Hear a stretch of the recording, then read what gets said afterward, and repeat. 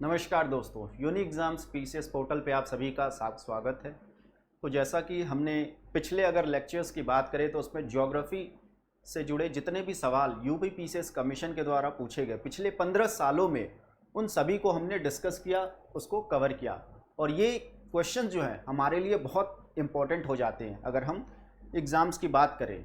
ठीक, सिर्फ UP PCS की नहीं, अदर जो स्टेट पीसीएस के एग्ज़ाम्स है उनके लिए भी इम्पॉर्टेंट है, क्योंकि क्वेश्चंस जो है बार बार रिपीट होते हैं। तो इस वजह से पिछले कम से कम आप जो है 10 सालों का क्वेश्चन तो लगा के ही जाएं, because they are very important for your exam point of view. इससे एक तरीके से आपका रिवीजन भी होता है, ठीक, और आपकी तैयारी भी अच्छी होती है। तो उसी सीरीज़ को आगे बढ़ाते हुए आज जो हम टॉपिक डिस्कस करने वाले हैं वो एक बहुत ही ज़्यादा इंपॉर्टेंट टॉपिक है, India state of forest report 2021। ठीक, 2021 में ये रिपोर्ट आया था, सरकार के द्वारा लाया गया था। ठीक, इसी के बारे में जितने भी डिटेल्स हैं, जितने भी सवाल बन सकते हैं हमारे एग्जाम्स में पूछे जा सकते हैं, ठीक, उन सभी को एक सिंगल वीडियो में हम कवर करेंगे। ठीक है, इस वजह से आप हमारे साथ जो है पूरे वीडियो तक जो है बने रहिए, ठीक, क्योंकि बहुत ही इंपॉर्टेंट क्लास होने वाला है और इससे आपको बहुत फ़ायदा पहुंचेगा। ठीक, तो आइए बिना किसी देरी के शुरू करते हैं।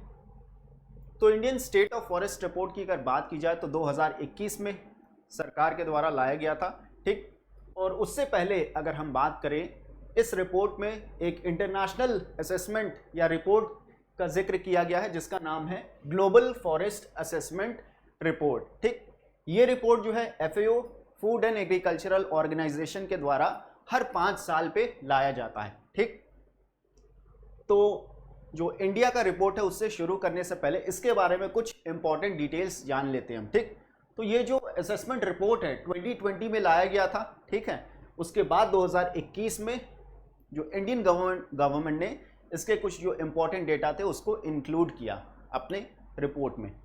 तो इस पर्टिकुलर असेसमेंट के द्वारा ये दिया गया कि टॉप 10 जो कंट्रीज़ है जहाँ पे फॉरेस्ट कवर हमको या वनावरण सबसे ज़्यादा देखने को मिलता है, तो उसमें रशिया जो है सबसे पहले नंबर पे है। रशिया में जो है वर्ल्ड का 20% फॉरेस्ट कवर हमें देखने को मिलता है। और वहीं अगर हम दूसरे बात करें तो ये दूसरे नंबर पे हमारा ब्राज़ील आ जाता है जहाँ पे 12% फॉरेस्ट कवर हमें देखने को मिलता है। और तीसरे नंबर पे हमारा है कनाडा जहाँ पे 9% forest cover of the world देखने को मिलता है। तो यहाँ से हम टॉप 3 जो है हम याद कर सकते हैं। ठीक, इनको हम ध्यान रख सकते हैं। ठीक है, और अगर इसकी बात करें, अगर इंडिया की बात करें, इंडिया किस रैंक पे, किस पोजीशन पे है इस पर्टिकुलर असेसमेंट के द्वारा, तो इंडिया का जो रैंक है वो क्या है, 10th रैंक है ग्लोबली अगर बात की जाए। ठीक, और इंडिया में 2% सिर्फ जो है 2% जो फॉरेस्ट कवर है पूरे वर्ल्ड का, पूरे विश्व का, वो कहाँ पे है, इंडिया में देखने को मिलता है। टॉप पे जैसा कि बताया रशिया, ब्राज़ील और कनाडा, ये टॉप 3 कंट्रीज़ हैं जहाँ पे सबसे ज़्यादा जो है वनावरण या फॉरेस्ट कवर देखने को मिलता है। ठीक, तो इसको हम याद कर सकते हैं जैसे RBC। ठीक, RBC आप बायोलॉजी में आपने पढ़ा होगा, तो उस तरीके से आप अपने हिसाब से जो भी कोड बनाना है बना सकते हैं। ठीक है, तो अगर हम इसी रिपोर्ट के तहत अगर हम टाइप ऑफ फॉरेस्ट की बात करें कि कौन से टाइप का फॉरेस्ट सबसे ज़्यादा हमें देखने को मिला ऑल ओवर द वर्ल्ड, तो उसमें से ट्रॉपिकल फॉरेस्ट जो है, ट्रॉपिकल फॉरेस्ट सबसे ज़्यादा देखने को मिला जो कि 45% है। ठीक है, पूरे फॉरेस्ट कवर की बात की जाए उसमें से 45% जो है वो ट्रॉपिकल फॉरेस्ट के कैटेगरी में आता है, और वहीं 27% बोरियल फॉरेस्ट। ठीक, और वहीं 16% टेम्परेट, और फिर 11% जो है सब ट्रॉपिकल फॉरेस्ट के अंदर आता है। ठीक है, मतलब सबसे ज़्यादा जो है वो ट्रॉपिकल फॉरेस्ट के अंडर है। ठीक, तो इस चीज़ को ध्यान देना है। तो आइए हम अब क्या है, India state of forest report की यहाँ से हम शुरुआत करते हैं। ठीक, तो इस रिपोर्ट की अगर बात की जाए तो 2021 में गवर्नमेंट के द्वारा लाया गया था, फॉरेस्ट सर्वे ऑफ इंडिया के द्वारा पब्लिश किया गया था। ठीक है, जो कि किस मंत्रालय के अंदर आती है, ministry of environment, forest and climate change के अंदर आती है। और ये रिपोर्ट आपका हर 2 साल पे, ये बात हमें ध्यान रखना है कि ये एनुअल रिपोर्ट नहीं है, ये बाई एनुअल रिपोर्ट है, मतलब हर 2 साल के अंतराल पे इसको लाया जाता है। ठीक, और इस साल का जो रिपोर्ट था ये 17th एडिशन था। अगर हम बात करें तो ये कितना था, 17th एडिशन था। ठीक है, 16th एडिशन की बात करें तो 2019 में लाया गया था। फाइन, और अगर हम फर्स्ट एडिशन की बात करें कि पहला फॉरेस्ट रिपोर्ट इंडिया का कब आया था, तो वो 1987 में उसको पब्लिश किया गया था। और जो टाइम पीरियड था, जिस टाइम पीरियड के लिए ये रिपोर्ट लाया गया था, पहला रिपोर्ट, वो था 1981 से 83 के बीच का जो समय था, उस पीरियड में कंसिडर किया गया था। ठीक है, तो अगर इस रिपोर्ट की बात करें तो इसमें जो है वेरियस पैरामीटर्स को देख के उसको एस्टिमेट या मेजर किया जाता है, जैसे फॉरेस्ट कवर हो गया, ट्री कवर हो गया, कार्बन स्टॉक हो गया, growing stock, trees outside forest के बाहर जो ट्रीज हैं, ठीक है, इस तरीके से बैम्बू एरियाज या बैम्बू रिसोर्सेज हो गए, मैनग्रोव कवर हो गया। तो इन सभी चीज़ों के बारे में ये रिपोर्ट बात करता है। ठीक, तो इस साल का जो 2021 का रिपोर्ट था, उसमें जो है कुछ स्पेशल चैप्टर्स जो है इंक्लूड किए गए। क्या था वो था टाइगर रिजर्व या टाइगर कॉरिडोर से रिलेटेड। ठीक है, उसको उसमें भी फॉरेस्ट कवर का एस्टिमेशन, जो बहुत सारे वेरियस टाइगर रिजर्व्स इंडिया में हैं, उनमें असेसमेंट किया गया था कि कितना % उस पर्टिकुलर टाइगर रिजर्व का जो है फॉरेस्ट कवर के अंडर आता है। ठीक, तो चैप्टर की अगर बात करें तो क्या है, forest cover assessment in tiger reserve and tiger corridor areas और decadal changes in forest cover. मतलब पिछले डेकेड में, पिछले दशक में जो बदलाव देखा गया, उसको भी एस्टिमेट किया गया, मेजर किया गया। ठीक है, एनालाइज किया गया।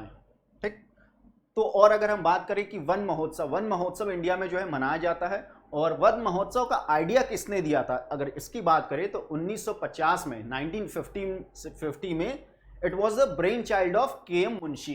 ठीक, किसका? के.एम. मुंशी का आइडिया था ये यूनियन मिनिस्टर भी रह चुके, यूनियन मिनिस्टर ऑफ एग्रीकल्चर भी रह चुके हैं। ठीक है, 1952 से 53 के बीच।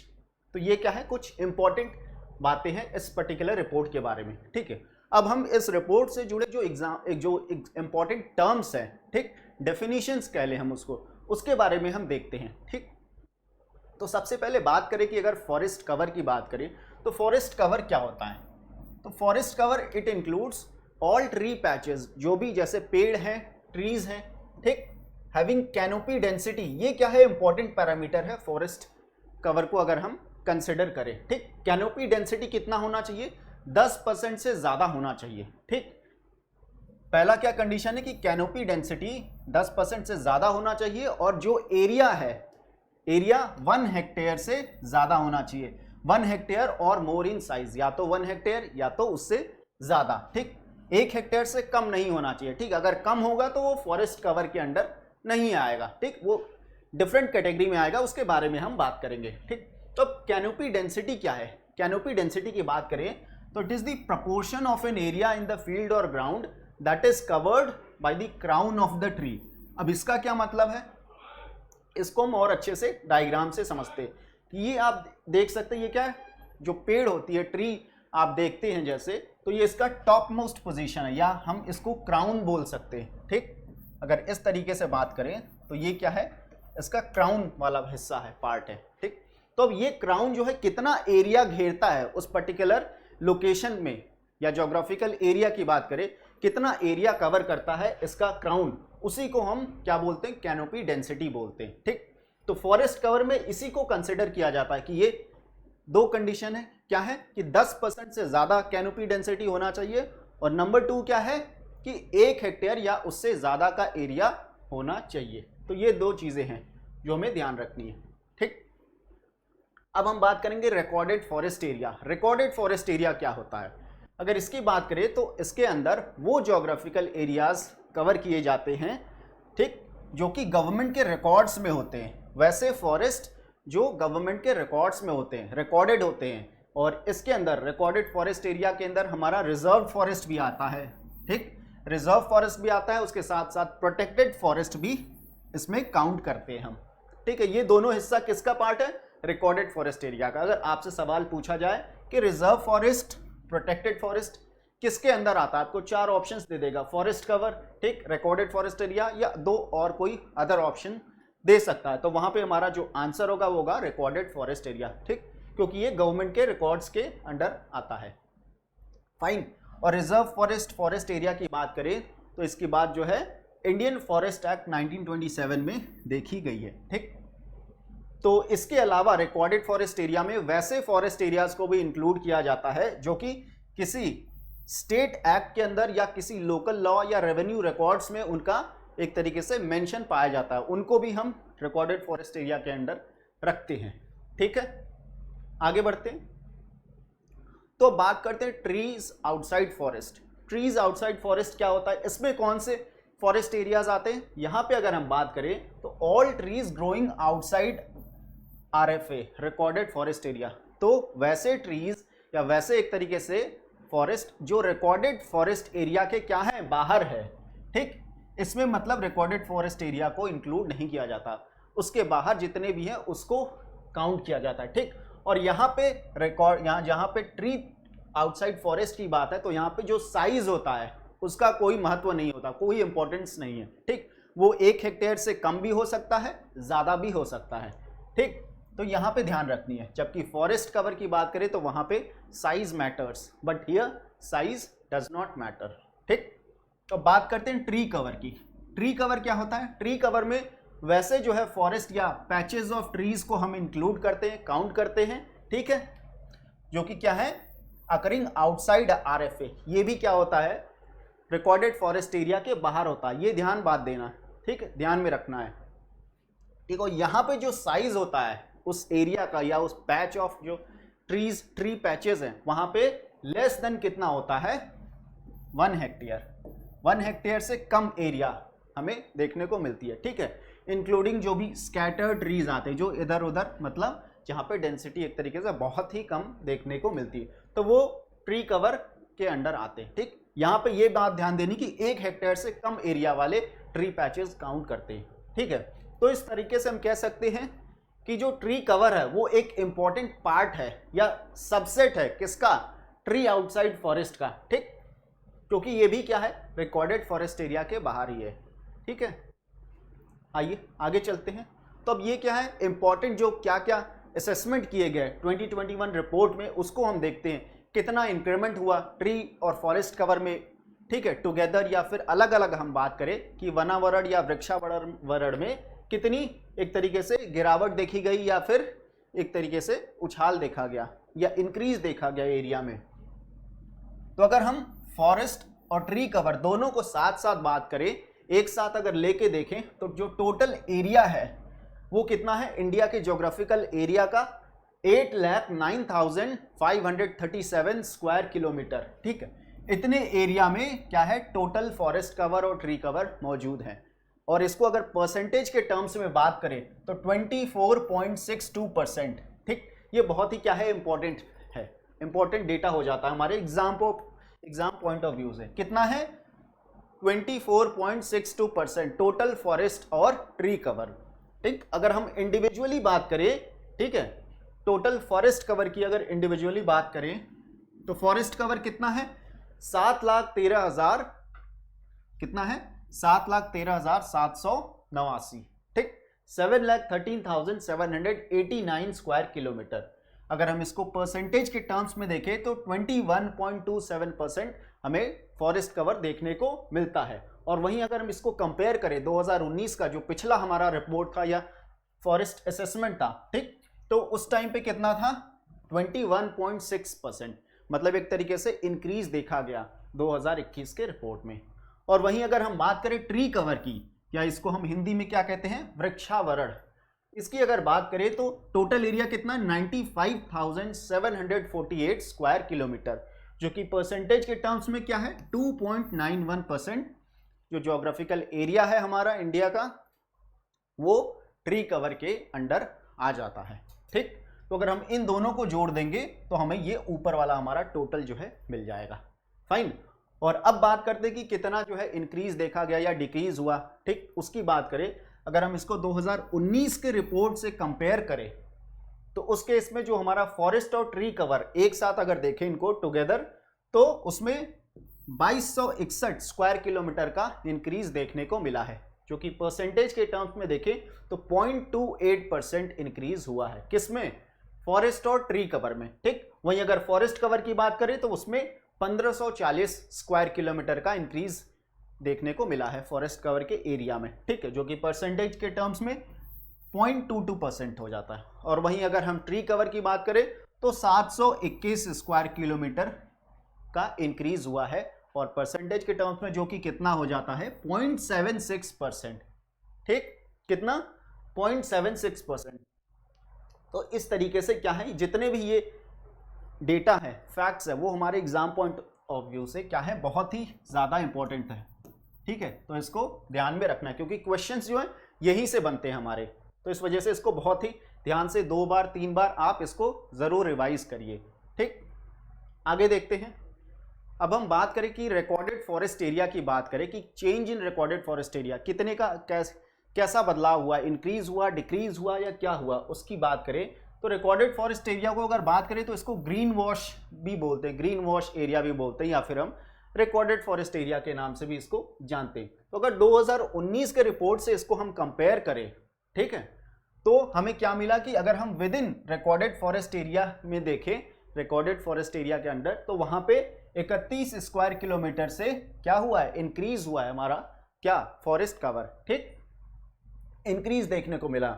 और वहीं अगर हम आउटसाइड देखें, रिकॉर्डेड फॉरेस्ट एरिया के आउटसाइड अगर बात करें तो वहां पे भी इंक्रीज देखने को मिला है, जो कि कितना है 1509 स्क्वायर किलोमीटर का इंक्रीज देखने को मिला है हमारे फॉरेस्ट कवर के एरिया में। ठीक, तो अगर हम बात करें कि टॉप हमारे कौन से वो 5 स्टेट हैं, राज्य हैं, जहां पे सबसे ज्यादा रिकॉर्डेड फॉरेस्ट एरिया हमें देखने को मिला इस रिपोर्ट के हिसाब से 2021 के, तो सबसे ज्यादा जो रिकॉर्डेड फॉरेस्ट एरिया है वो मध्य प्रदेश में मिला। ठीक, मध्य प्रदेश, और दूसरे रैंक पे जो है वो महाराष्ट्र है, थर्ड पे उड़ीसा, छत्तीसगढ़, अरुणाचल प्रदेश। तो ये 5 स्टेट्स हैं। तो आप मिनिमम जो है 3 स्टेट्स का नाम तो आप ध्यान में रखिएगा, क्योंकि क्वेश्चन जो है, ठीक है, पूछा जा सकता है आपसे, बीच से भी पूछ सकता है कि आपको जो है टॉप पे जो रैंक 1 है वो ना पूछ के जो है सेकंड थर्ड भी पूछ सकता है। तो इस वजह से टॉप 3 कम से कम आप इसको ध्यान में रखिए। और वहीं बात करें कि बॉटम 5 स्टेट्स कौन से, जहां पे सबसे कम रिकॉर्डेड फॉरेस्ट एरिया मिला, तो उस केस में गोवा में सबसे कम रिकॉर्डेड फॉरेस्ट एरिया पाया गया। ठीक, गोवा में सबसे कम रिकॉर्डेड फॉरेस्ट एरिया पाया गया। दूसरे नंबर पे जो है हरियाणा हमारा हो जाता है। ठीक है, गोवा के बाद हरियाणा, देन पंजाब, सिक्किम, त्रिपुरा। तो ये 3 आप जो है ध्यान में रखिए इसको, गोवा, हरियाणा, पंजाब। ठीक है, इस तरीके से हमारा चलता है।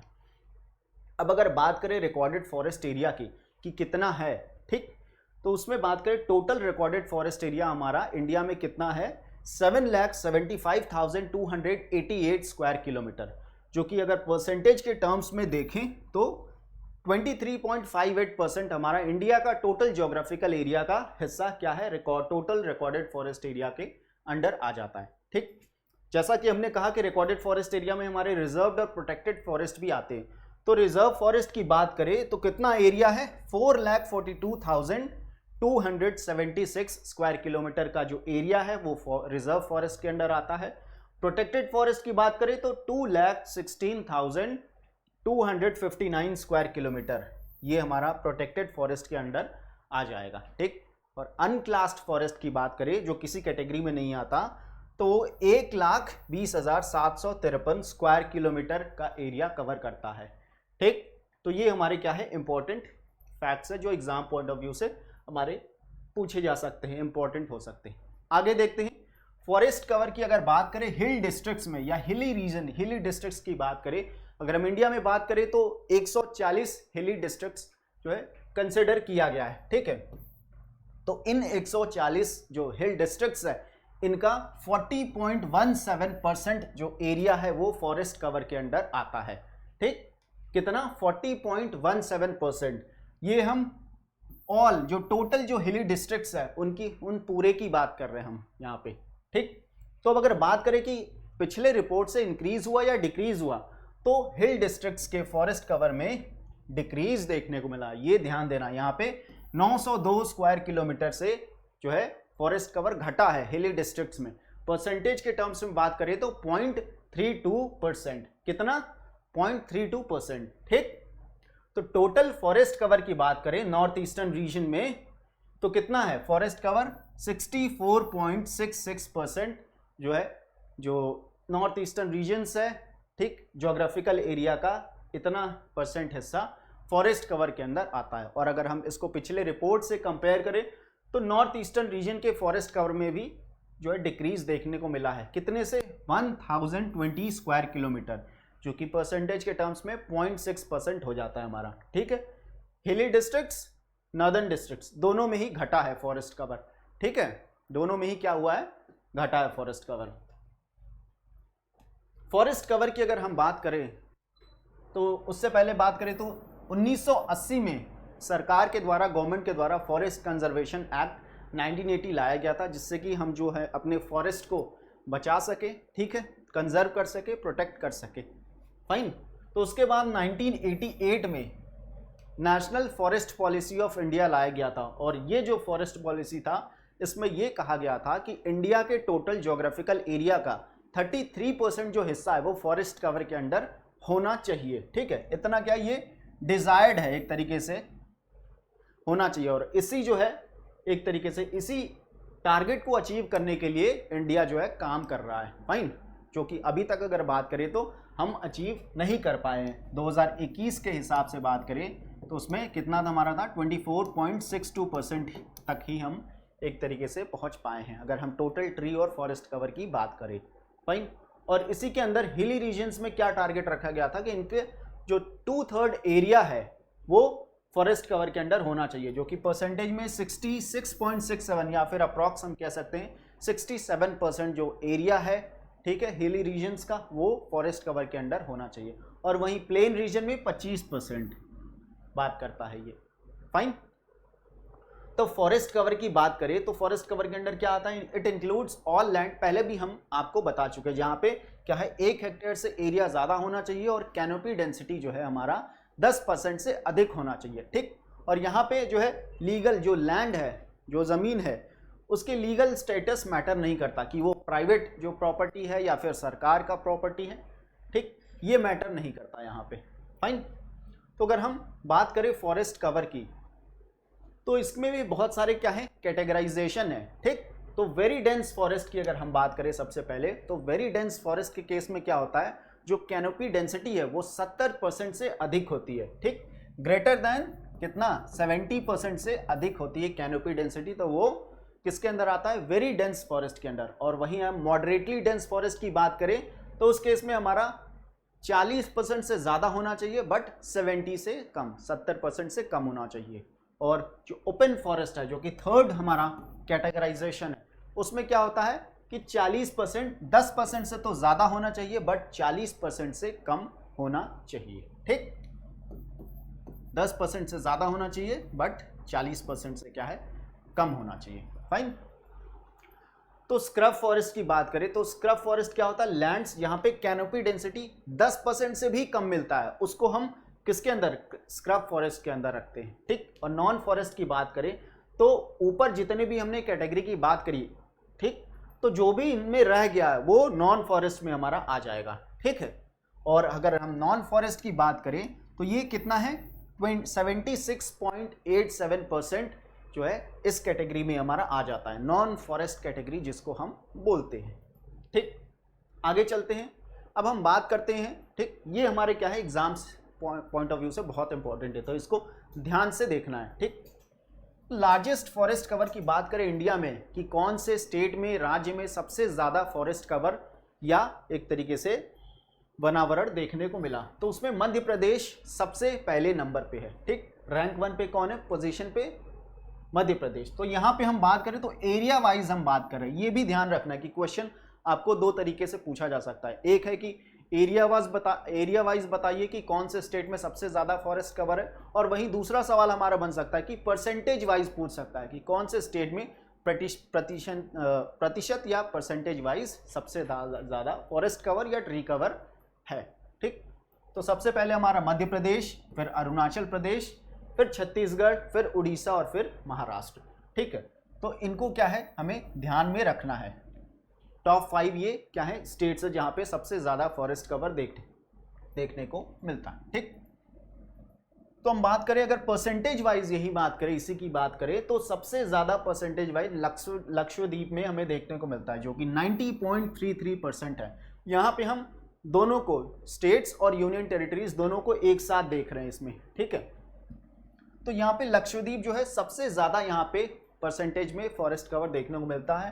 फिर नॉर्थ ईस्टर्न स्टेट जो है मिजोरम, वहाँ पे सेकंड नंबर पे देखने को मिल जाता है। ठीक है, उसके बाद अंडमान, फिर अरुणाचल प्रदेश, देन आफ्टर मेघालय। ठीक, तो अगर हम बात करें कि अगर यूनियन टेरिटरी पूछा जाए कि किस यूनियन टेरिटरी में सबसे ज़्यादा फॉरेस्ट कवर है, तो वो हो जाएगा लक्षद्वीप। ठीक, वहीं अगर यहाँ से हमें पूछे कि किस स्टेट में परसेंटेज वाइज सबसे ज़्यादा फॉरेस्ट कवर देखने को मिलता है, तो हमारा हो जाएगा मिजोरम। ठीक है, क्योंकि यहाँ पे क्या है, लक्षद्वीप क्या है, एक यूनियन टेरिटरी है। फाइन, तो बात करें लार्जेस्ट फॉरेस्ट कवर इन स्टेट परसेंटेज वाइज, तो हमने जैसा कहा सबसे पहले क्या है, कहाँ पे सबसे ज़्यादा है, मिजोरम में, जो कि 84.53% हमें देखने को मिलता है। सेकंड नंबर पे हमारा अरुणाचल प्रदेश आ जाता है 79.33%। फिर थर्ड क्या है, मेघालय। ठीक है, तो ज़्यादातर हम देख सकते हैं कि जो हमारे नॉर्थ ईस्टर्न स्टेट्स है वहाँ पे फॉरेस्ट कवर सबसे ज़्यादा देखने को मिलता है, क्योंकि ये क्या है, एक तरीके से हिली रीजन्स है और बहुत ही ज़्यादा फॉरेस्ट कवर देखने को मिलता है। ठीक, आगे चलते हैं। अब हम सबसे ज़्यादा हमने बात किया, टॉप मोस्ट की बात की, अब हम बॉटम जो स्टेट्स हैं फॉरेस्ट कवर के एक तरीके से रेफरेंस में हम यहाँ पे देखेंगे। तो सबसे कम जो एरिया वाइज बात किया जाए तो सबसे कम फॉरेस्ट कवर हरियाणा में देखने को मिलता है, जो कि 1603 स्क्वायर किलोमीटर ही मात्र क्या है, फॉरेस्ट कवर के अंडर आता है। ठीक, दूसरे नंबर पे हमारा बॉटम से अगर बात करें तो पंजाब, फिर गोवा, फिर सिक्किम और बिहार। बिहार क्या है, नीचे से 5वें नंबर पे है। फाइन, सबसे कम कहाँ है, हरियाणा में, फिर कहाँ पे है, पंजाब में, फिर गोवा में। ठीक, और वहीं अगर हम परसेंटेज वाइज बात करें तो परसेंटेज वाइज भी हरियाणा में सबसे कम जो है फॉरेस्ट कवर देखने को मिलता है, जो कि सिर्फ मात्र 3.63% है। कितना, 3.63%। हरियाणा के बाद हमारा पंजाब आ जाता है, फिर राजस्थान आ जाता है। ठीक, तो ये हमारे ऑर्डर हो जाते हैं। तो अब हम अगर बात करें कि 2021 का जो फॉरेस्ट रिपोर्ट था उसमें किस स्टेट में सबसे ज़्यादा gain in terms of forest cover देखने को मिला, कहाँ पे जो है सबसे ज़्यादा बढ़ा या कहाँ पे सबसे ज़्यादा घटा, उसकी बात की जाए तो सबसे ज़्यादा फॉरेस्ट कवर के एरिया में गेन हमें आंध्र प्रदेश में देखने को मिला। ठीक, आंध्र प्रदेश में 647 स्क्वायर किलोमीटर से जो फॉरेस्ट कवर जो रीजन था, एरिया था, वो बढ़ा। ठीक, दूसरे नंबर पे आ जाता है हमारा तेलंगाना, तीसरे पे उड़ीसा। ठीक, तो टॉप 3 जो है हम ध्यान में रखेंगे। ये ध्यान में रखना कि आंध्र प्रदेश में सबसे ज़्यादा इंक्रीमेंट देखने को मिला, और सबसे कम या सबसे एक तरीके से डिक्रीज कहाँ पे देखने को मिला सबसे ज़्यादा, तो वो है अरुणाचल प्रदेश। यहाँ पे 257 स्क्वायर किलोमीटर से, जो कि पूरे अगर इंडिया की बात करें तो स्टेट्स और यूटीज़ में तो सबसे ज़्यादा डिक्रीज देखने को मिला, 257, वेयर अरुणाचल प्रदेश में। वहीं दूसरे नंबर में हमारा नीचे से मणिपुर आ जाता है। ठीक, फिर नागालैंड, फिर मिजोरम, फिर मेघालय। तो लॉस में अगर हम बात करें, जैसा कि हम देख सकते हैं कि नॉर्थ ईस्टर्न स्टेट्स में हमारे जो फॉरेस्ट एरिया है, फॉरेस्ट कवर है, वो जो है दिन पे दिन क्या है, घटते जा रहे हैं। तो इस वजह से इनको कंजर्व करने की, प्रोटेक्ट करने की क्या है, बहुत ही ज़्यादा आवश्यकता है। ठीक, अगर हम सस्टेनेबल डेवलपमेंट के टर्म्स में देखें। ठीक है, आगे चलते हैं। अब हम बात करें ओवरऑल, अगर इंडिया की बात करें तो इंडिया में ऐसे 17 स्टेट्स और यूनियन टेरिटरीज हैं। ठीक है, जहाँ पे फॉरेस्ट कवर जो हमारा टारगेट था नेशनल फॉरेस्ट पॉलिसी 1988 का, क्योंकि 33% का टारगेट था, उसको क्या है, इन स्टेट्स ने या यूनियन टेरिटरीज ने अचीव कर लिया है। ठीक, 17 ऐसे स्टेट्स हैं that have greater than 33% of their geographical area under forest cover. ठीक, तो उसमें से भी अगर इन 17 स्टेट्स में भी अगर बात करें तो 5 ऐसे यूनियन टेरिटरी या फिर स्टेट्स हैं जहां पे क्या है, greater than 75% area under forest cover देखने को मिलता है। ठीक, कौन से वो 5 स्टेट है, ये हमें क्या है, ध्यान में रखना है। ठीक, तो लक्षद्वीप हो जाता है, जो कि एक यूनियन टेरिटरी है। स्टेट की बात करें तो मिजोरम हो गया, अरुणाचल प्रदेश हो गया और मेघालय। तो ये 3 जो नॉर्थ ईस्टर्न स्टेट्स है, मिजोरम, अरुणाचल प्रदेश और मेघालय, यहाँ पे 75% से ज़्यादा एरिया फॉरेस्ट कवर के अंडर हमें देखने को मिलता है। और वहीं लक्षद्वीप में और अंडमान एंड निकोबार आइलैंड, जो कि यूनियन टेरिटरीज हैं, ठीक, यहाँ पे भी क्या है, 75% से ज़्यादा क्या है, फॉरेस्ट कवर देखने को मिलता है। फाइन, तो अगर हम टोटल जो नॉर्थ ईस्टर्न स्टेट्स हैं, 8 नॉर्थ ईस्टर्न स्टेट्स जो हमारे, अगर हम उनकी बात करें तो they cover 1/4 of the total forest cover in India. India में जितना फॉरेस्ट कवर है उसका 1/4 हिस्सा हमें अपने 8 जो नॉर्थ ईस्टर्न स्टेट्स है वहां पे देखने को मिलता है। ठीक,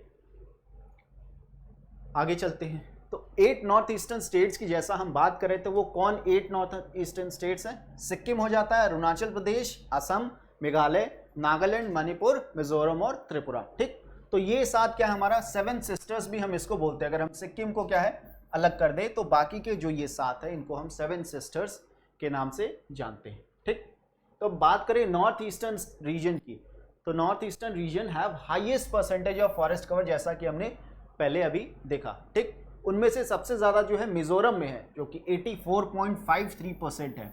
ठीक है, जो इंडिया में भी ये क्या है सबसे पहले नंबर पे है, टॉप मोस्ट पोजीशन पे। अगर परसेंटेज के टर्म्स में देखें कि मिजोरम हैज़ लार्जेस्ट परसेंटेज के टर्म्स में एरिया अंडर फॉरेस्ट कवर। दूसरे नंबर पे अरुणाचल प्रदेश, फिर मेघालय, फिर मणिपुर, फिर नागालैंड। तो इस तरीके से हमारा ऑर्डर चलता है।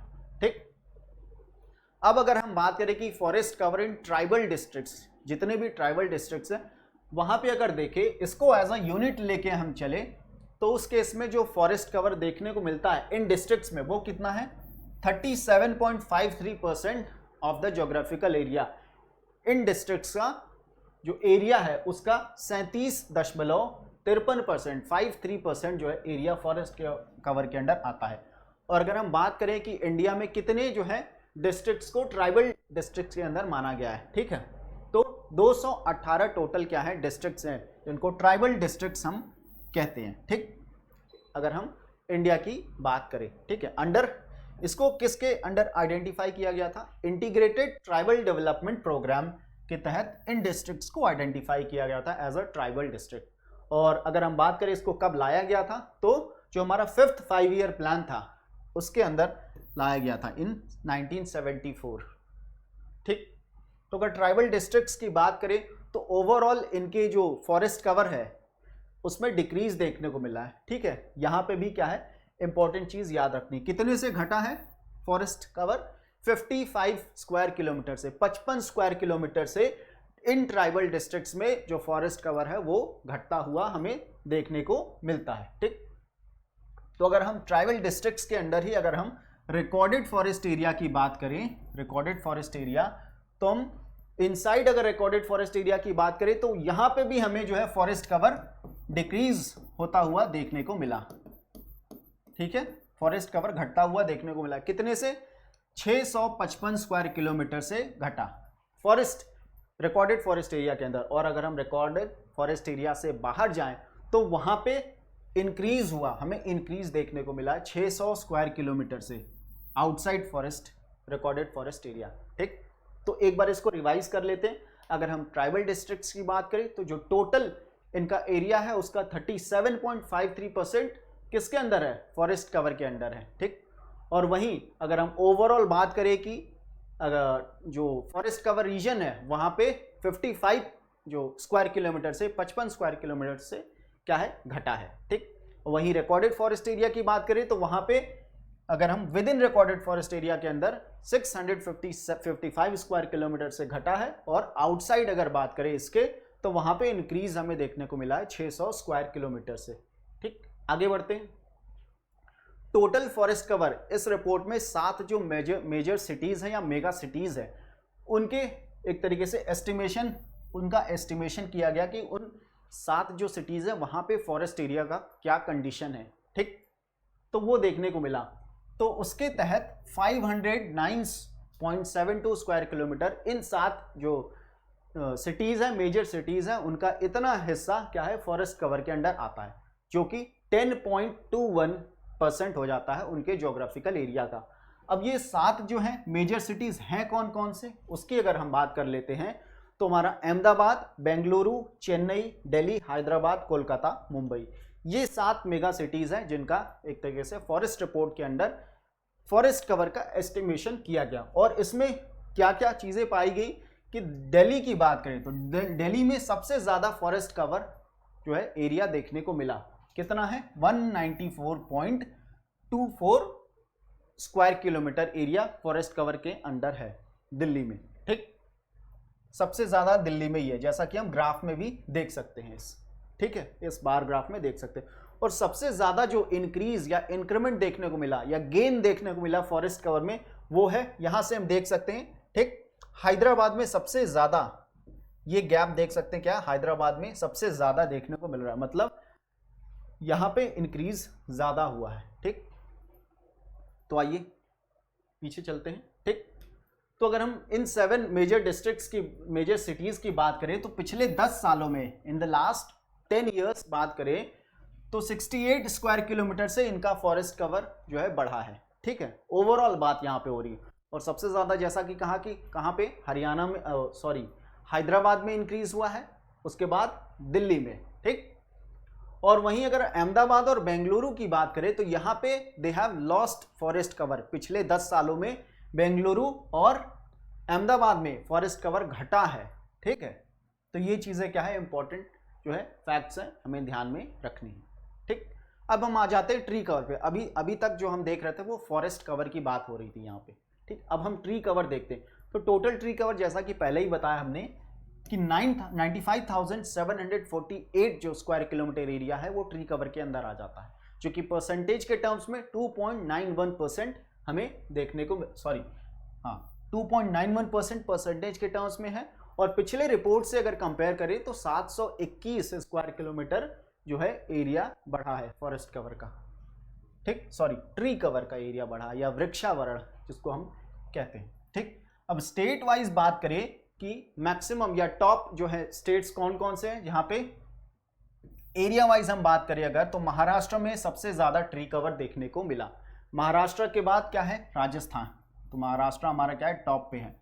सेकंड हो जाता है Rajasthan and third is Madhya Pradesh. तो यहाँ पे मध्य प्रदेश ट्री कवर के टर्म्स में तीसरे नंबर पे आ जाता है, जबकि फॉरेस्ट कवर के टर्म्स में बात करें तो ये पहले नंबर पे हमारा देखने को मिला था हमें, ठीक। और उत्तर प्रदेश की अगर बात कर ले तो उत्तर प्रदेश हमारा 5वें नंबर पे आता है इन टर्म्स ऑफ ट्री कवर, ठीक है। और एरिया की बात करें कि यूपी में, उत्तर प्रदेश में कितना जो है square kilometre area tree cover के अंडर है, तो वो है 7,421 स्क्वायर किलोमीटर जो उत्तर प्रदेश का हिस्सा है वो ट्री कवर के अंदर आता है, और ये 5वें पोजीशन पे है, ठीक। अब हम मैक्सिमम ट्री कवर अगर परसेंटेज वाइज बात करें तो चंडीगढ़ जो कि एक यूनियन टेरिटरी है, वहां पे सबसे ज्यादा ट्री कवर देखने को मिलता है। और दूसरे नंबर पे दिल्ली आ जाता है, थर्ड पे केरला, फिर गोवा, फिर दादरा एंड नगर हवेली, ठीक है। तो यहां से हम देख सकते हैं, आइडेंटिफाई कर सकते हैं कि अगर हमें सवाल पूछा गया कि किस यूनियन टेरिटरी में ट्री कवर सबसे ज्यादा है परसेंटेज के टर्म्स में, तो चंडीगढ़, ठीक। और वहीं पूछेगा कि किस स्टेट में परसेंटेज के टर्म्स में ट्री कवर या फिर वृक्षावरण सबसे ज्यादा है, तो वो हमारा केरला हो जाएगा, जैसे कि यहाँ पे हम देख सकते हैं, ठीक। और वहीं अगर पूछा जाए कि एरिया वाइज किस राज्य में सबसे ज्यादा ट्री कवर है, तो महाराष्ट्र हमारा आंसर होगा। तो इस तरीके से क्या है, हमें क्वेश्चन को ध्यान से पढ़ना है और उसके हिसाब से आंसर अपना चूज करना है, ठीक। तो अगर हम स्टेट वाइज अगर ट्री आउटसाइड फॉरेस्ट की बात कर लें, जिसके बारे में हमने शुरुआती जो है में देखा था, ठीक। तो मैक्सिमम जो है ट्री आउटसाइड फॉरेस्ट एरिया कहाँ पे, महाराष्ट्र में देखने को मिलता है, ठीक। महाराष्ट्र में, फिर उड़ीसा में और फिर कर्नाटका में। मतलब सबसे ज़्यादा जो ट्री आउटसाइड फॉरेस्ट है वो महाराष्ट्र में। अगर हम परसेंटेज के टर्म्स में देखें तो लक्षद्वीप में सबसे ज़्यादा ट्री आउटसाइड फॉरेस्ट देखने को हमें मिलता है। और वहीं स्टेट की बात की जाए परसेंटेज के टर्म्स में, तो केरला हमारा ऊपर हो जाएगा, ठीक। केरला मैक्सिमम ट्री कवर भी है, और टोटल ट्री आउटसाइड फॉरेस्ट की बात करें तो वहाँ पे भी केरला जो है स्टेट के टर्म्स में सबसे ऊपर है, ठीक। तो अगर हम बात करें पिछले 5 जो हमारे फॉरेस्ट रिपोर्ट असेसमेंट्स आए इंडिया के, या हम पिछले 10 सालों की बात करें, डिकेड की बात करें या दशक की बात करें, तो वहाँ पे जो फॉरेस्ट ट्री कवर है वो बढ़ा है, उनका एरिया हमें क्या है, बढ़ता हुआ देखने को मिला, ठीक। तो अगर हम इंडिया की बात करें तो इंडिया जैसा कि इसको 14 फिजियोग्राफिक जोन्स में बांटा गया है, डिवाइड किया गया है, ठीक है। तो यहाँ पे अगर इन फिजियोग्राफिक जोन्स में 14 जो है हमारे, इनमें सबसे ज़्यादा जो है ट्री कवर कहाँ पे है, अगर इसकी बात की जाए एरिया वाइज यहाँ पे बात हो रही है, तो सेंट्रल जो हाईलैंड्स है वहाँ पे सबसे ज़्यादा ट्री कवर देखने को मिला, सेंट्रल हाईलैंड्स, ठीक है, जो कि फिजियोग्राफिक जोन का क्या है, एक पार्ट है, ठीक। उसके बाद ईस्ट डेक्कन में, और फिर तीसरे नंबर पे वेस्ट कोस्ट में, ठीक। सबसे ज़्यादा कहाँ पे? सेंट्रल हाईलैंड्स में ट्री कवर है, ठीक। वहीं अगर हम यहाँ पे परसेंटेज वाइज बात करें, प्रतिशत में अगर देखें, तो सबसे ज़्यादा जो है वेस्ट कोस्ट में हमें ट्री कवर देखने को मिलता है, जो कि 8.31% है, ठीक। यहाँ पे आपको क्या है, ये चीज़ ध्यान देनी है। और सबसे ज़्यादा घटता हुआ कहाँ पे देखने को मिला, मिनिमम जो ट्री कवर है वो किस जोन में देखने को मिला, तो वो है ईस्टर्न हिमालयाज, ठीक है। क्योंकि ईस्टर्न हिमालयाज ऐसा क्यों है? क्योंकि यहाँ पे जो ईस्टर्न हिमालय, जैसा कि हम जानते हैं, नॉर्थ ईस्ट में आता है हमारा, और यहाँ पे मैक्सिमम जो इनका ज्योग्राफिकल एरिया है वो नेचुरल फॉरेस्ट कवर के अंडर आ जाते हैं। इस वजह से क्या है, यहाँ पे सबसे मिनिमम है, ठीक। तो जैसा कि आप यहाँ देख सकते हैं, ये क्या है, जो हमारे 14 फिजियोग्राफिक जोन्स है उनको एक तरीके से यहाँ पे दिखाया गया। और अगर हम बात करें तो ये हमारा पार्ट, ये हिस्सा क्या है, ईस्टर्न हिमालयाज के अंडर आ जाता है, ठीक। और यहाँ पे ये क्या, येलो वाला जो पोर्शन है वो वेस्ट कोस्ट है, ठीक है। वेस्ट कोस्ट के बाद हमारा ईस्ट में जाएंगे तो ये हमारा वेस्टर्न घाट्स का एरिया हो जाता है। मतलब इसको हम देख सकते हैं, वेस्ट कोस्ट और वेस्टर्न घाट दोनों ही अलग क्या है, डिफरेंट जोन है, सेपरेट जोन है यहाँ पे, ठीक। तो ये हमारा ईस्ट डेक्कन हो गया। और यहाँ पे ये जो सबसे बड़ा रीजन देख रहे हैं आप, सेंट्रल हाईलैंड्स का, यहाँ पे ट्री कवर सबसे ज़्यादा देखने को हमें मिलता है, ठीक। आगे बढ़ते हैं। तो ये टेबल आपको ओवरऑल जो ट्री कवर और फॉरेस्ट कवर है उसके बारे में बताता है, और जो वेरियस जो कैटेगरीज है, अगर हम फॉरेस्ट कवर की बात करें कि कितना जो है डेंस, वेरी डेंस फॉरेस्ट के अंडर आता है, कितना मॉडरेटली डेंस फॉरेस्ट के अंदर, कितना ओपन फॉरेस्ट के अंदर, तो हम उन सभी को देखेंगे, ठीक। तो यहाँ पे अगर हम बात करें कि वेरी डेंस फॉरेस्ट की अगर बात की जाए, वेरी डेंस फॉरेस्ट की अगर हम बात करें, एक सेकेंड, तो वेरी डेंस फॉरेस्ट हमारा कितना परसेंट है, 3.04%, जो कि एक तरीके से अगर तीनों को कंपेयर करें तो सबसे कम है डेंस फॉरेस्ट। क्योंकि वैसे भी हम अंदाज़ा लगा सकते हैं कि जो घने जो जंगल है वो अब बहुत कम बचे हुए हैं, ठीक। मॉडरेटली डेंस फॉरेस्ट की बात करें तो 9.33% देखने को मिलता, और वहीं ओपन फॉरेस्ट हमारा 9.34% देखने को मिल जाता है। क्योंकि अगर हमें इसको अगर ऑर्डर में या इन लगाने को दिया जाएगा तो सबसे पहले हमारा क्या आ जाएगा, सबसे ज़्यादा क्या है, ओपन फॉरेस्ट है, उसके बाद हमारा मॉडरेटली डेंस फॉरेस्ट हो जाएगा, और फिर उसके बाद हमारा वेरी डेंस फॉरेस्ट। तो ये हमारा ऑर्डर हो जाएगा, ठीक। तो इस तरीके से टोटल जो हमारा फॉरेस्ट कवर कितना है, 21.71%, जिसको हम पहले बात कर चुके हैं, ठीक। स्क्रब हमारा कितना है, 1.42% हमारा स्क्रब हो जाता है, ठीक। तो इस तरीके से हम देख सकते हैं, ठीक है। और एरिया वाइज अगर बात करें, ओपन फॉरेस्ट, ठीक, ओपन फॉरेस्ट जैसा कि इसके बारे में हमने अभी बताया कि सबसे ज़्यादा ओपन फॉरेस्ट एरिया देखने को मिलता है, फिर मॉडरेटली डेंस, फिर वेरी डेंस, ठीक। तो अगर हम बात करें कि out of the total forest of India, India में जितना भी एक तरीके से फॉरेस्ट एरिया है, चाहे वो रिकॉर्डेड फॉरेस्ट एरिया हो, ठीक है, चाहे वो ट्री आउटसाइड फॉरेस्ट हो, ये ओवरऑल की बात करता है। तो उसमें जो है वेरी डेंस फॉरेस्ट का जो परसेंटेज है वो 13.97% है। वहीं मॉडरेटली डेंस फॉरेस्ट जो कि सबसे ज़्यादा हमें सेकंड हाईएस्ट देखने को मिल रहा है 42.99%, और जो ओपन फॉरेस्ट है वो 43.02% देखने को हमें मिल जाता है, ठीक। यहाँ पे भी यही सेम ऑर्डर क्या है, फॉलो हो रहा है, ठीक।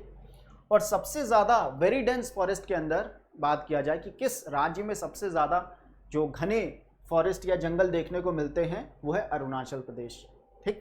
तो इस केस में अरुणाचल प्रदेश। और अगर moderately dense forest and open forest की बात होगी तो उस केस में मध्य प्रदेश में सबसे ज़्यादा जो है मॉडरेटली डेंस फॉरेस्ट और ओपन फॉरेस्ट देखने को हमें मिलता है, ठीक। तो यहाँ पे हमारा ये आंसर हो जाएगा अगर हमें सवाल पूछा जाता है तो, ठीक है। अब बात करेंगे हम मैनग्रोव कवर कि मैनग्रोव में एस्टिमेशन में कितना घटा कितना बढ़ा, उसके बारे में बात करें तो मैनग्रोव क्या होता है, एक तरीके से ये सॉल्ट टॉलरेंट प्लांट कम्युनिटी है, जो कि इंटरटाइडल जो रीजन्स होते हैं, जोन्स होते हैं, वहाँ पे हमें देखने को मिलते हैं। और ये बहुत डिफरेंट टाइप्स ऑफ एडेप्टेशंस में अपने आप को एक तरीके से ये झेल सकते हैं, अगर चाहे वो फिजियोलॉजी की बात हो, मॉर्फोलॉजी की बात हो, या वाटर लॉग्ड सॉइल्स, ठीक है, जहाँ पे एक तरीके से दलदली एरिया, ठीक। They can survive in high salinity water में भी ये क्या है, सर्वाइव कर सकते हैं। तो हम देख सकते हैं कि they adapt to variety of एक तरीके से एटमॉस्फेरिक या क्लाइमेटिक कंडीशंस को ये अडॉप्ट कर लेते हैं। और अगर हम इनकी बात करें, मैनग्रोव के इंपॉर्टेंस की अगर बात की जाए तो बहुत ही ज़्यादा इंपॉर्टेंस देखने को मिलता है, चाहे वो सोशल, इकोनॉमिक या फिर एनवायरमेंट पर्सपेक्टिव से देखें। ठीक है, ये क्या करते हैं, एक तरीके से इनको हम बायोशील्ड के नाम से भी जानते हैं। क्यों? क्योंकि जो साइक्लोनिक स्टॉर्म्स होते हैं या जो वेव्स होते हैं उनसे एक तरीके से जो कोस्टल कम्युनिटीज़ होती है उनको ये बचाते हैं। ठीक, ताकि जो लॉस, जो डैमेज है वो कम से कम हो सके। ठीक है, उस एरिया में जो पॉपुलेशन रह रही है, चाहे वो प्लांट के टर्म्स में हो या फिर एनिमल के टर्म्स में हो। ठीक, तो इस वजह से हम इनको बायोशील्ड बोलते हैं। और ये क्या है, मैनग्रोव के जो रूट्स होते हैं वो क्या करते हैं, एक तरीके से सेडिमेंट डिपोजिशन को फेवर करते हैं, और इसी वजह से इसको जोन ऑफ एक्रीशन के नाम से जाना जाता है। ठीक, जोन ऑफ एक्रीशन मतलब जो सेडिमेंट्स होते हैं वो एक तरीके से इकट्ठा होते रहते हैं इनके जड़ों के हेल्प से। ठीक, और सबसे जो खास बात है, ठीक, सबसे खास बात क्या है कि ये कार्बन सिंक का काम करते हैं। कार्बन सिंक का काम मतलब जो कार्बन है, कार्बन डाइऑक्साइड है, उसको एब्जॉर्ब करने का काम करते हैं। ठीक, तो हमारे एनवायरनमेंट को भी ये एक तरीके से बहुत ही ज़्यादा हेल्प पहुंचा रहे हैं। तो अगर हम बात करें कि हमारा जो मैनग्रोव है ये group 4 literal and swamp forest के अंडर आता है। ये इस कैटेगरी में किसने दिया था क्लासिफिकेशन, ये चैंपियन एंड सेथ क्लासिफिकेशन के अंडर ये group 4 literal and swamp forest के अंडर आता है हमारा मैनग्रोव। तो ये डिफरेंट वैरायटीज ऑफ जो है मैनग्रोव्स हैं जो इंडिया में पाई जाती हैं। ठीक, आप इसको एक बार देख सकते हैं। ठीक, और सुंदरवन की बात करें तो ये क्या है, world's largest single patch of mangrove यहाँ पे देखने को मिलता है। मतलब एक ही जगह, एक ही एरिया में, सिंगल पैच में सबसे बड़ा मैनग्रोव एरिया यहाँ पे देखने को मिलता है सुंदरवन में। ठीक, सुंदरवन की बात की जाए तो ये इंडिया और बांग्लादेश दोनों ही कंट्रीज क्या है शेयर करती है। और अगर बात की जाए इंडिया में, इसका 40% हिस्सा इंडिया में देखने को मिलता है हमें। ठीक, 40% हिस्सा, और बाकी का जो बचा हुआ, जो मेजर पोर्शन हम कह सकते हैं कि बांग्लादेश में पड़ता है, स्थित है। ठीक, आगे देखते हैं। तो 1976 में नेशनल मैनग्रोव कमेटी बनाई गई थी कि जिससे कि जो मैनग्रोव एरियाज है उनको कंजर्व किया जा सके, उनको प्रोटेक्ट किया जा सके, उनको एक तरीके से डिग्रेडेशन से बचाया जा सके। ठीक, क्योंकि बहुत सारे फ्लोरा फोना क्या है इन पे डिपेंडेंट है, चाहे वो एनिमल की बात हो या डिफरेंट वेराइटीज ऑफ प्लांट्स की बात की जाए। ठीक, तो वर्ल्ड वाइड अगर हम बात करें, पूरे विश्व में बात करें, ठीक, मैनग्रोव्स की स्टेटस की बात करें तो सबसे ज़्यादा एशियन कॉन्टिनेंट में मैनग्रोव्स हमें देखने को मिलता है। एशिया के बाद फिर अफ्रीका में, फिर नॉर्थ एंड सेंट्रल अमेरिका में, और चौथे नंबर पे हमारा साउथ अमेरिका आ जाता है। ठीक है, तो हमें सबसे ज़्यादा जो टॉप 2 यहाँ पे आप याद रख सकते हैं कि सबसे ज़्यादा एशिया में मैनग्रोव्स पाए जाते हैं, फिर उसके बाद अफ्रीका में, और सबसे कम किस कॉन्टिनेंट में, तो ओशियानिया में कम, या फिर इसको ऑस्ट्रेलिया भी हम आपको पूछा जा सकता है ऑस्ट्रेलिया के नाम से, because Australia is also continental country जैसा कि हम बोलते हैं। ठीक, तो अगर हम बात करें चार ऐसे कंट्रीज हैं, अगर उनमें उनके जो मैनग्रोव एरिया है उनको जोड़ दिया जाए तो ये 40% से ज़्यादा हो जाता है वर्ल्ड लेवल पे। वो कौन से 4 कंट्रीज हैं? इंडोनेशिया में 19% मैनग्रोव्स हमें पूरे वर्ल्ड का देखने को मिलता है। ब्राज़ील में 9%, फिर नाइजीरिया, फिर मैक्सिको। मतलब इंडोनेशिया, ब्राज़ील, नाइजीरिया और मैक्सिको, इनके जो मैनग्रोव एरियाज हैं इनको हम अगर जोड़ दें तो हमें 40% से ज़्यादा देखने को मिलेगा। मतलब सिर्फ ये 4 कंट्रीज मिला के एक तरीके से 40% से ज़्यादा हिस्सा मैनग्रोव का कवर करते हैं। और इंडिया में कितना है वर्ल्ड का अगर बात करें तो इंडिया में ग्लोबल लेवल पे 3% मैनग्रोव, पूरे विश्व का 3% हिस्सा ही मैनग्रोव का इंडिया में हमें देखने को मिलता है। ठीक, अब हम बात करें अगर status of mangrove in India, तो इंडिया का कितना हिस्सा मैनग्रोव के अंदर है, कितना एरिया, 4992 स्क्वायर किलोमीटर इंडिया का जो ज्योग्राफिकल एरिया है वो मैनग्रोव के अंदर है। इसको परसेंटेज में देखें हम तो बहुत ही कम परसेंट, वेरी मार्जिनल परसेंटेज, जो कि कितना है 0.15% मैनग्रोव के अंदर आता है। ठीक, और कितने से अगर पिछले रिपोर्ट से हम कंपेयर करें, ठीक है, क्योंकि हमें 2019 का रिपोर्ट भी कभी कभी कंपैरिजन के सेंस में हमें ध्यान रखना है क्योंकि पूछ सकता है। तो 17 स्क्वायर किलोमीटर से इंक्रीज हुआ है मैनग्रोव एरिया में, हमारे इंक्रीज देखने को मिला है 17 स्क्वायर किलोमीटर से, जो कि परसेंटेज में 0.34% हमारा हो जाएगा। ठीक, और किस स्टेट की अगर बात करें कि कहाँ पे किस राज्य में सबसे ज़्यादा एरिया मैनग्रोव के अंडर बढ़ा है, तो वो कौन सा स्टेट है जहाँ पे सिग्निफिकेंट गेन देखने को मिला है मैनग्रोव एरिया में, तो वो है उड़ीसा। उड़ीसा एंड महाराष्ट्र, ये दो ऐसे राज्य हैं जहाँ पे काफ़ी ज़्यादा इंप्रूवमेंट इन मैनग्रोव एरिया देखने को मिला। ठीक, और सुंदरबन की बात करें जो कि वेस्ट बंगाल में है, वेस्ट बंगाल राज्य में है, तो वहाँ पे इंडिया का एक तरीके से मैनग्रोव एरिया का 42.33% जो मैनग्रोव है वो सुंदरबन में ही है, वेस्ट बंगाल स्टेट में। अगर एरिया वाइज बात की जाए तो 2114 स्क्वायर किलोमीटर जो एरिया है वो वेस्ट बंगाल में देखने को मिलता है। ठीक, और जो बाकी 42% अगर हम 100 में से निकाल दे तो बाकी के जो बचे हैं वो अदर जो स्टेट्स है वो शेयर करते हैं। ठीक, तो ये हम देख सकते हैं डिफरेंट स्टेट्स के बारे में दिया गया कि किस स्टेट में मैनग्रोव का क्या स्टेटस है। तो जैसा कि हमने बताया कि सबसे ज़्यादा कहाँ पे है, वेस्ट बंगाल में देखने को मिलता है। ठीक, तो अगर स्टेट वाइज अगर बात की जाए तो वेस्ट बंगाल के बाद कौन सा स्टेट आता है, वेस्ट बंगाल के बाद अगर बात किया जाए तो हमारा गुजरात आ जाता है, सेकंड नंबर पे गुजरात है, फिर अंडमान एंड निकोबार, फिर आंध्र प्रदेश, फिर महाराष्ट्र, फिर उड़ीसा। ठीक, तो अगर हम स्टेट के टर्म्स में बात करें तो वेस्ट बंगाल देन गुजरात। ठीक है, और पूछा जाए कि कौन से यूनियन टेरिटरी में सबसे ज़्यादा मैनग्रोव देखने को मिलता है, तो ऑप्शन में आप में भी कंफ्यूज हो सकते हैं कि लक्षद्वीप या अंडमान एंड निकोबार। तो यहाँ पे जो आंसर होगा हमारा वो होगा अंडमान एंड निकोबार में सबसे ज़्यादा मैनग्रोव रीजन्स या एरिया देखने को मिलते हैं। ठीक, आगे देखते हैं, ये क्या है, एक स्पेशल चैप्टर जोड़ा गया है 2021 रिपोर्ट में, जिसमें कि जो टाइगर रिजर्व्स है और कॉरिडोर है उनके एक तरीके से एरिया का एस्टिमेशन किया गया, उनके अंदर जो भी फॉरेस्ट कवर है उनका एस्टिमेशन किया गया। तो उससे पहले अगर हम बात करें कि रॉयल बंगाल टाइगर जो कि इंडिया में देखने को मिलता है, पैंथेरा टिग्रिस इसका साइंटिफिक नेम है, ये क्या IUCN स्टेटस में ये इंडेंजर्ड स्पीशीज के अंदर हमारा आ जाता है। और एशियाटिक लॉयन की भी अगर बात कर ले तो ये पैंथेरा लियोपर्सिका इसका साइंटिफिक नेम है।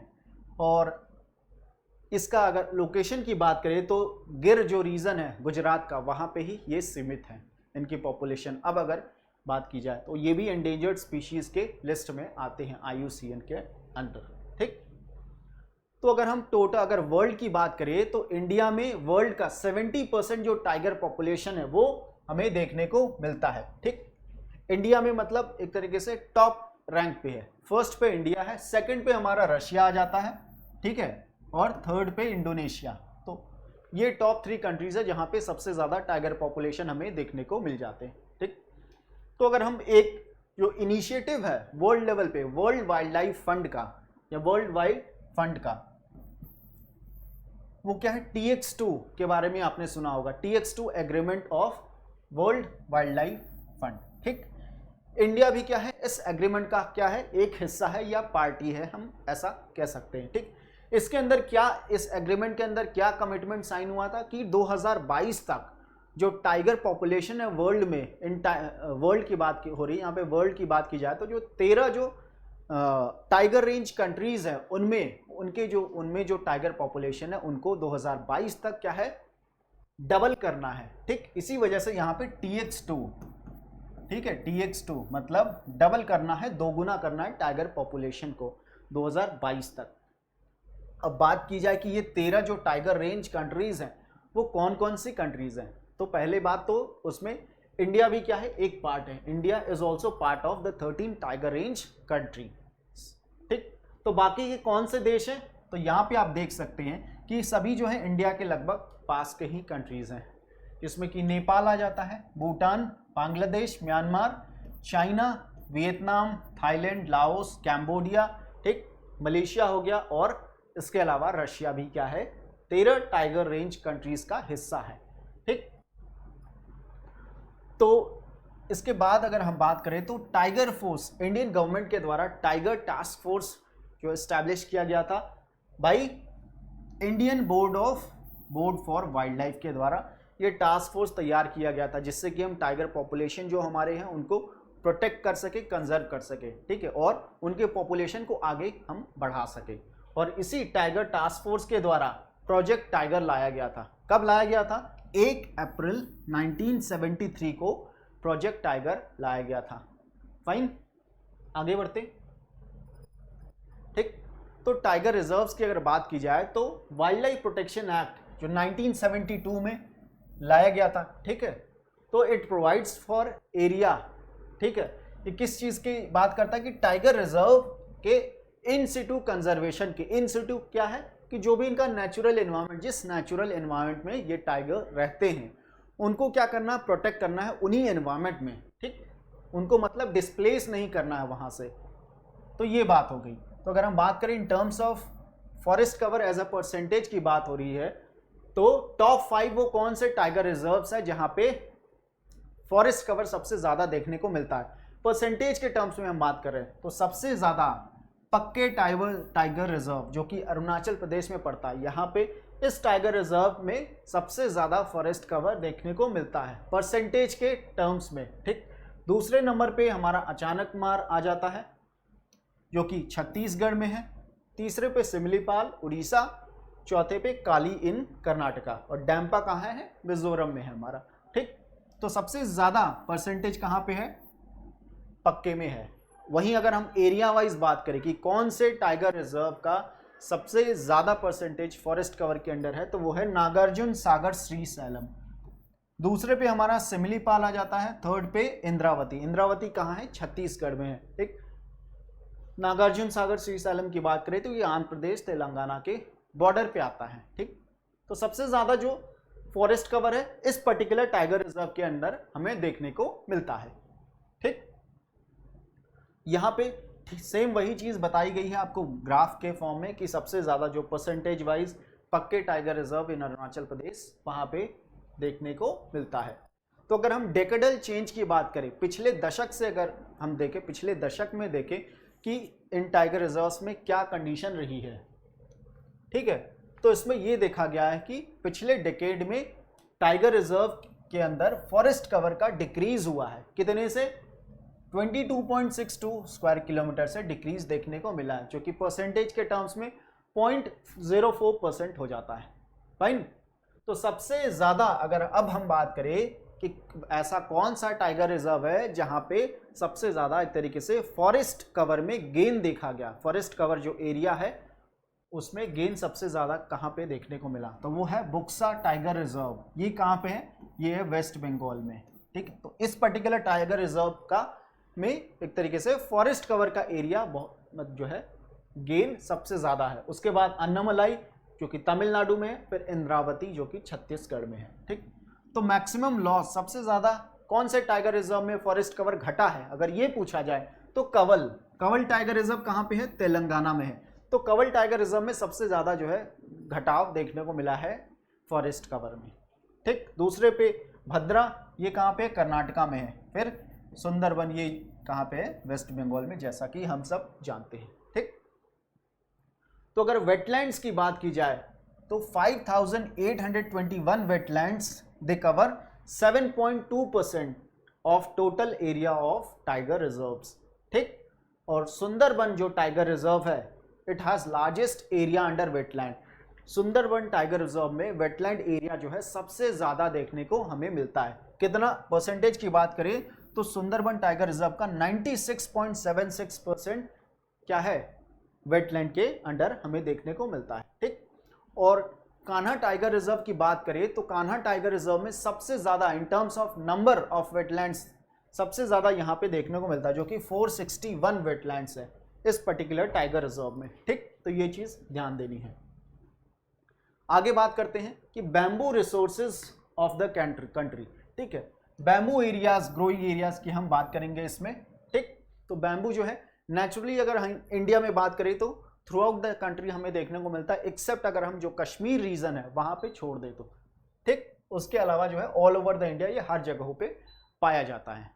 And it is important contribution to the social economic development of any region हम कह सकते हैं, ठीक है, क्योंकि बैम्बू से बहुत सारे जो है प्रोडक्ट्स या आर्टिकल्स बनाए जाते हैं, ठीक।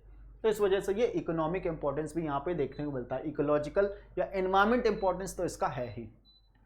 तो बैम्बू बियरिंग एरिया की अगर बात की जाए तो इंडिया में 14.94 मिलियन हेक्टेयर्स जो एरिया है वो बैम्बू बियरिंग एरिया माना जाता है, ठीक।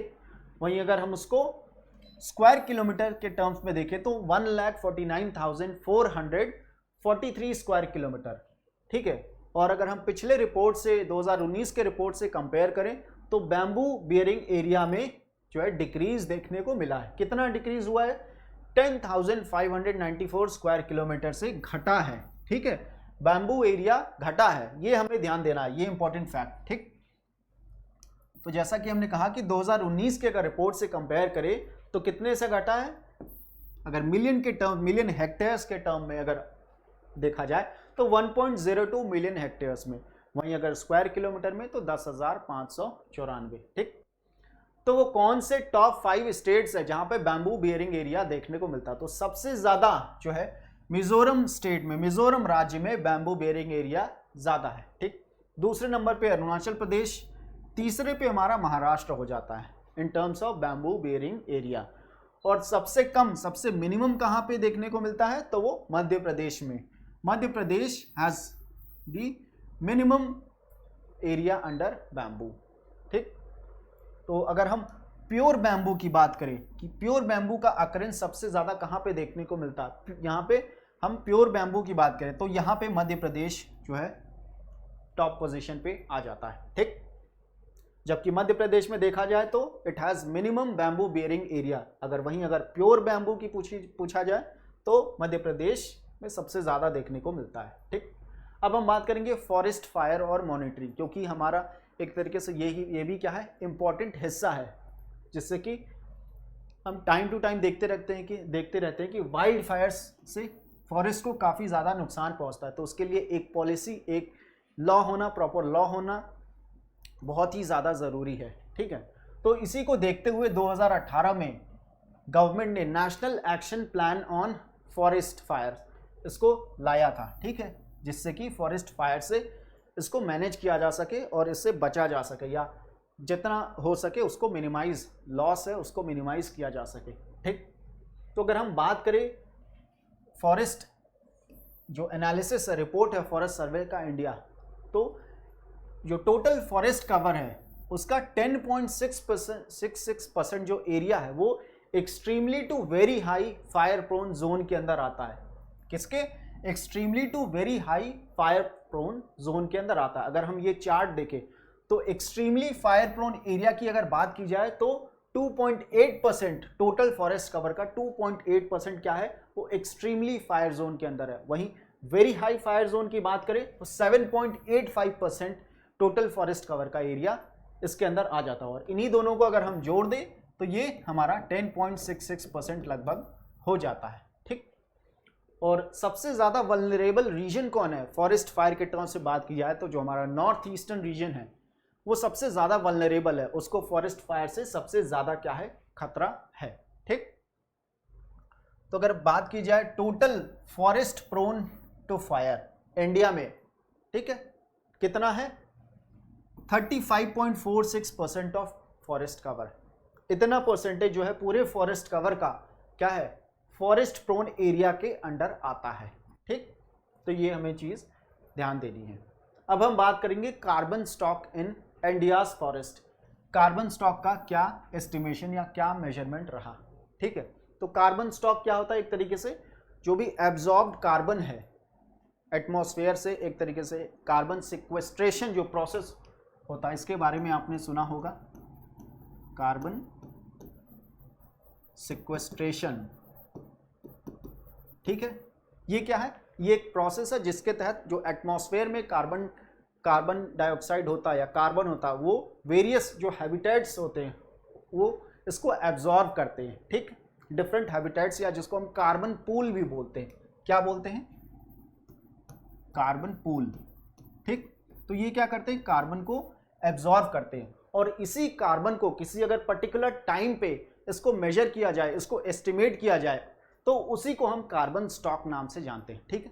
कि किसी पर्टिकुलर टाइम पे कितना कार्बन एक फिक्स एक पर्टिकुलर हैबिटेट में स्टोर्ड है, उसी को कार्बन स्टॉक बोलते हैं, ठीक है। बहुत डिफरेंट टाइप्स ऑफ हैबिटेट्स है, जैसे हम बात करें, ठीक, एबव ग्राउंड बायोमास हो गया, इसमें कितना कार्बन स्टोर्ड है। बिलो ग्राउंड बायोमास हो गया, ठीक है। डेड वुड हो गया या लिटर हो गया, ये सभी क्या है? कार्बन, डिफरेंट कार्बन पूल्स हैं जो कि जिनकी अलग अलग एक तरीके से क्षमता होती है कार्बन को एब्जॉर्ब करने की। ठीक, तो अगर हम स्टेट वाइज बात करें कि मैक्सिमम कार्बन स्टॉक किस स्टेट में देखने को मिला, तो वो है अरुणाचल प्रदेश। अरुणाचल प्रदेश में सबसे ज़्यादा, उसके बाद हमारा मध्य प्रदेश, फिर छत्तीसगढ़, फिर उड़ीसा। तो यहाँ पे कम से कम 2 आप याद रखिए। ठीक, अरुणाचल प्रदेश में सबसे ज़्यादा कार्बन स्टॉक है, ये तो हमें ध्यान में रखना ही रखना है, मस्ट लर्न फैक्ट है। अगर वहीं अगर पर हेक्टेयर कार्बन स्टॉक की बात की जाए, ठीक है, यहाँ पे आप देख सकते हैं 2 तरीके से सवाल पूछा जाता है। एक तो ओवरऑल की बात कर सकता है कि मैक्सिमम कार्बन स्टॉक, एक अगर यहाँ पे आपको अगर पर हेक्टेयर पूछ दिया तो पर हेक्टेयर के केस में जम्मू एंड कश्मीर में सबसे ज़्यादा पर हेक्टेयर कार्बन स्टॉक देखने को मिलता है, उसके बाद हिमाचल प्रदेश। ठीक, तो इस तरीके से हमारा ये ऑर्डर चलता है।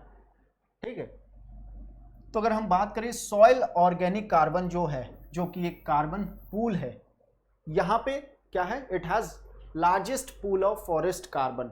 ठीक, यहाँ पे जो एक तरीके से फॉरेस्ट कार्बन का सबसे ज़्यादा हिस्सा ऑर्गेनिक, सॉइल ऑर्गेनिक कार्बन में देखने को मिलता है, जो कि अभी हमने क्या है इस इमेज में देखा था। ये हमारा सॉइल कार्बन है, तो यहाँ पे सबसे ज़्यादा कार्बन एक तरीके से स्टॉक देखने को हमें मिला। फॉरेस्ट की बात हो रही है यहाँ पे। ठीक, अब आगे देखते हैं। अब क्या है growing stock measurement. Growing stock measurement क्या है, जो भी ट्रीज हैं, ठीक, और डिफरेंट जो हैबिटेट हैं उनके मेजरमेंट की यहाँ पे बात होती है। और ग्रोइंग स्टॉक जो होता है एक इंपॉर्टेंट इंडिकेटर होता है किसी भी फॉरेस्ट को के हेल्थ के बारे में या उसकी प्रोडक्टिविटी के बारे में बताने में। ठीक है, ये एक मददगार इंडिकेटर या पैरामीटर साबित होता है। ठीक, तो इट इज एस्टिमेटेड, कैसे इसको एस्टिमेट किया जाता है, अगर बात करें तो क्वालिटेटिव और क्वांटिटेटिव दोनों ही टर्म्स में एस्टिमेट किया जाता है। ठीक, डिफरेंट पैरामीटर्स का यूज किया जाता है। और अगर इंडिया में बात करें तो नेशनल फॉरेस्ट इन्वेंटरी, ये क्या है कि इंपॉर्टेंट असेसमेंट एक्टिविटी है जो कि फॉरेस्ट सर्वे ऑफ इंडिया के द्वारा कंडक्ट कराया जाता है, और इसी असेसमेंट से कार्बन स्टॉक को मेजर किया जाता है। ठीक, इसके अंदर क्या है 3 कंपोनेंट्स है, मेजर कंपोनेंट्स है। वो कौन कौन से हैं, फॉरेस्ट इन्वेंटरी एक हो जाता है हमारा, एक है TOF रूरल इन्वेंटरी, ठीक है, tree outside forest, rural areas की बात हो रही है। ठीक, वहीं एक और parameter tree outside forest urban inventory. तो ये 3 क्या है मेजर क्या है कंपोनेंट्स हमारे हो जाते हैं। ठीक, तब ग्रोइंग स्टॉक की बात करें तो पिछले 3 जो हमारे रिपोर्ट्स आए, बाई एनुअल रिपोर्ट्स आए, उसके असेसमेंट के तौर पे अगर हम देखें तो हमारे जो कार्बन या ग्रोइंग स्टॉक में इंक्रीज देखने को मिला है। कितने परसेंट से, 6.92% से इंक्रीज देखने को मिला है। ठीक, और वहीं अगर हम इनसाइड फॉरेस्ट की बात करें, ग्रोइंग स्टॉक इनसाइड फॉरेस्ट, ठीक है, वो 4.60% से क्या है बढ़ा है। ठीक, और ट्री आउटसाइड फॉरेस्ट की बात की जाए, यहाँ पे ग्रोइंग स्टॉक इनसाइड फॉरेस्ट का क्या मतलब है, जैसा कि हमने शुरू में बताया था, एक तो हमारा होता है रिकॉर्डेड फॉरेस्ट एरिया, ठीक, एक है ट्री आउटसाइड फॉरेस्ट। तो इसके अंदर अगर देखा जाए तो कितना है 4.6%। ठीक, और अगर हम ट्री आउटसाइड फॉरेस्ट में बात करें तो 13.09% हमें ग्रोइंग स्टॉक देखने को मिलता है। ठीक, तो अब हम बात करेंगे mapping of climate change hotspots in Indian forest. कहाँ पे जो है एक तरीके से जो टेम्परेचर में बदलाव देखने को मिला सबसे ज़्यादा या सबसे कम, उसकी बात करें, या कौन सा रीजन क्या है ज़्यादा प्रोन है क्लाइमेट चेंज से, तो हाईएस्ट टेम्परेचर इंक्रीज कहाँ देखने को मिला, सबसे ज़्यादा जो है लद्दाख में हमारा हाईएस्ट इंक्रीज इन टेम्परेचर देखने को मिला। फिर जम्मू कश्मीर हमारा, फिर हिमाचल प्रदेश, जो भी एक तरीके से ठंडे प्रदेश है, राज्य हैं, वहाँ पे हमें ज़्यादा इंक्रीज देखने को मिला because of melting of snow. इसी वजह से क्या एक तरीके से मेल्टिंग ऑफ वहाँ पे स्नो भी देखने को मिला लद्दाख में। और सबसे कम टेम्परेचर राइज कहाँ पे हुआ, अंडमान एंड निकोबार आइलैंड्स में, यहाँ पे सबसे कम टेम्परेचर इंक्रीज हमें देखने को मिला। और रेनफॉल की बात की जाए कि सबसे ज़्यादा रेनफॉल कहाँ पे एक तरीके से इंक्रीज देखने को मिला, तो नॉर्थ ईस्टर्न स्टेट्स और अपर जो मालाबार कोस्ट है इंडिया का, वहाँ पे रेनफॉल इंक्रीज सबसे ज़्यादा देखने को मिला। और लीस्ट इंक्रीज इन रेनफॉल या एक तरीके से कह सकते हैं डिक्लाइन इन रेनफॉल, ये कहाँ पे सबसे ज़्यादा देखने को मिला, तो part of north eastern states के कुछ पार्ट में, जैसे कि अरुणाचल प्रदेश हो गया, ठीक, सिक्किम हो गया, और उसके अलावा जो नॉर्थ वेस्टर्न हिस्सा हो गया हमारा इंडिया का, ठीक है, वहाँ पे निम्न अगर बात करें तो लद्दाख हो गया, जैसे जम्मू कश्मीर हो गया, हिमाचल प्रदेश, तो यहाँ पे हम कह सकते हैं सबसे कम इंक्रीज हुआ या तो डिक्लाइन के कैटेगरी में ये आ जाते हैं, ठीक। अब अगर बात की जाए इस रिपोर्ट के अंदर, तो गवर्नमेंट ने एक न्यू इनिशिएटिव लेके आया है, ठीक, गवर्नमेंट के द्वारा एक नया इंडेक्स इसको कह सकते हैं या इनिशिएटिव कह सकते हैं, क्या है, ग्रिड वेजिटेशन चेंज इंडेक्स। ये इंडेक्स लेके आया। ये इंडेक्स से क्या फायदा है कि एक तरीके से क्या है, ग्रिड बेस्ड एल्गोरिदम का यूज करता है, जिससे कि हम फॉरेस्ट, एक तरीके से फॉरेस्ट में जो भी चेंजेस हो रहे हैं, बदलाव में, फॉरेस्ट वेजिटेशन में, उसको मैप कर सकते हैं, उसको पॉइंट आउट कर सकते हैं, ठीक है, डिफरेंट टाइम पीरियड में, ठीक। तो एक तरीके से डिफरेंट टाइम पीरियड के बीच में जो भी बदलाव फॉरेस्ट में हुए हैं उसको हम मैप कर सकते हैं, मेजर कर सकते हैं, या फिर डिटेक्ट कर, चेंजेस को, बदलाव को डिटेक्ट कर सकते हैं, सिंपल भाषा में अगर हम बात करें, ठीक। तो ये है ग्रिड वेजिटेशन चेंज इंडेक्स, ठीक है। तो इस तरीके से जो हमारा फॉरेस्ट रिपोर्ट ऑफ इंडिया है यही खत्म होता है, और इस लेक्चर में हमने जितने भी हमारे सवाल पूछे जा सकते, जितने भी क्वेश्चन बन सकते, इस एक ही वीडियो में क्या है, पूरा आपका forest report of India complete हो जाता है, ठीक।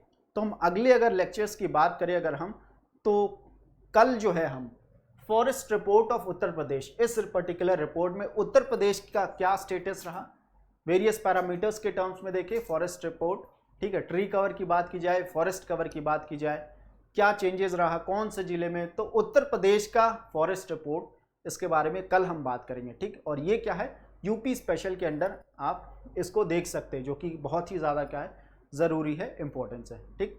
तो तब तक के लिए धन्यवाद।